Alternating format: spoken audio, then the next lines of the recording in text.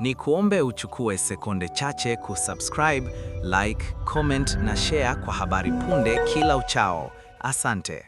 Katika upepo wa sasa wa siasa nchini Tanzania, wito umeibuka ukisisitiza umuhimu wa mazungumzo ya moja kwa moja kati ya Chama cha Demokrasia na Maendeleo, Chadema, na Rais Samia Suluhu Hassan.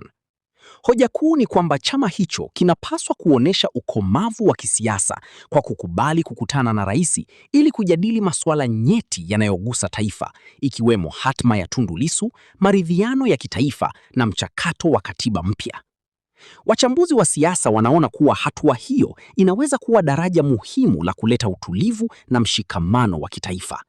Wanasisitiza kuwa siasa za ushindani hazipaswi kufuta nafasi ya maelewano, bali zinapaswa kuendeshwa kwa misingi ya kuheshimiana, kusikilizana na kujenga taifa lenye umoja. Aidha, imeelezwa kuwa mazungumzo ya wazi yanaweza kusaidia kupunguza mvutano wa kisiasa na kuimarisha demokrasia, haki pamoja na uwajibikaji. Chadema pia inahimizwa kutumia lugha ya staha na maelewano ili kuepusha kuongeza mgawanyiko, kwani mazingira ya utulivu ndiyo huzaa majadiliano yenye matokeo chanya. Kwa upande mwingine, wananchi wengi wanatarajia kuona viongozi wa kisiasa wakitanguliza maslahi ya taifa badala ya misimamo mikali.